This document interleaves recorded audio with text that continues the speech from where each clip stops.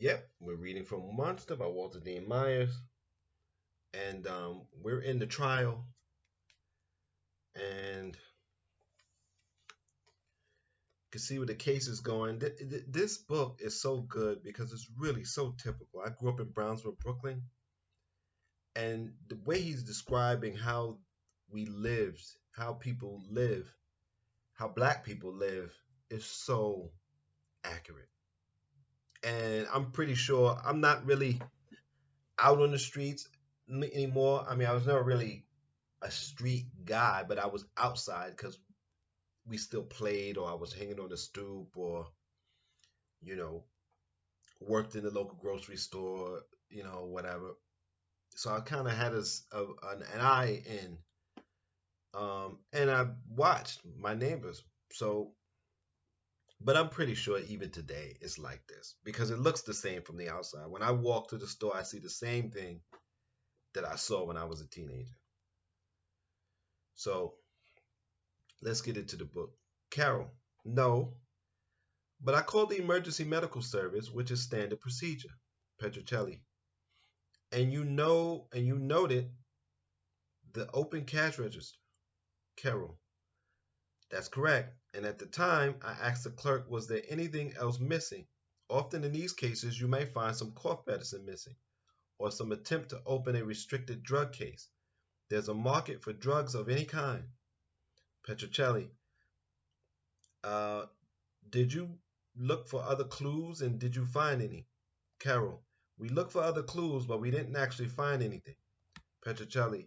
Eventually, you began questioning suspects in this case. How did you come across the suspects? Carol.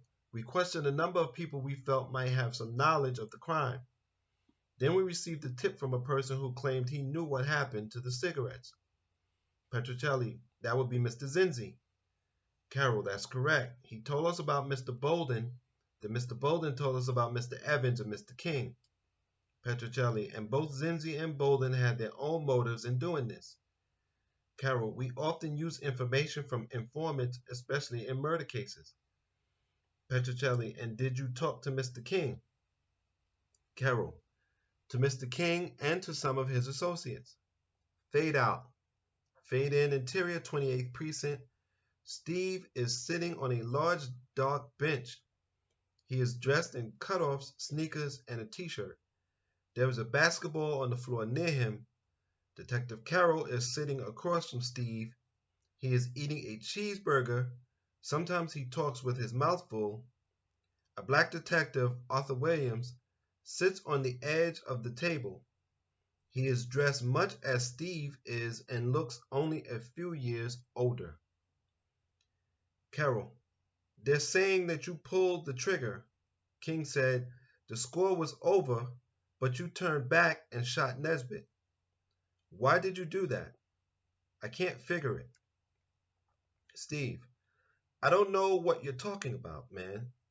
I didn't do any stick up. Carol, you figured you didn't want to leave any witnesses, I guess. Williams, what are you playing with this guy for? We don't need him. We got the case locked. Carol, the DA is thinking death penalty. Williams, death penalty? Chances are the judge will push for life without parole. And if they come clean, he might even go for 25 to life. You save a lot of time and money that way. Carol, I don't know. The victim was well respected in the neighborhood. Hard-working black guy. Worked his way up. He even sponsored a little league team. The judge could go for the death penalty if they plead not guilty. Williams, this guy, only 16. They won't kill him. Carol, what are you, a pessimist? Hope for the best. See, it's this. The best is a black body dying.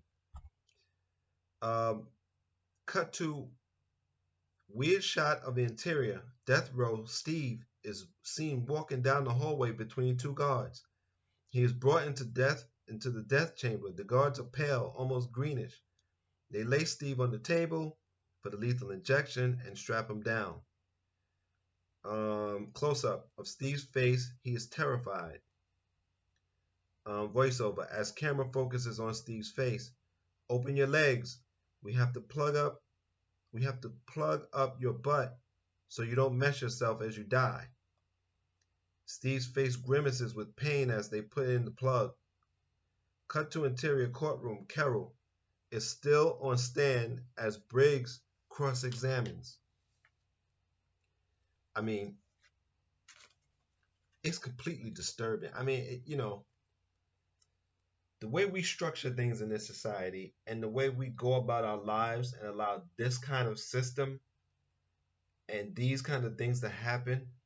Now, the death penalty doesn't is not given every day, but I'm sure somebody's put to death at least once a year uh, in some state somewhere.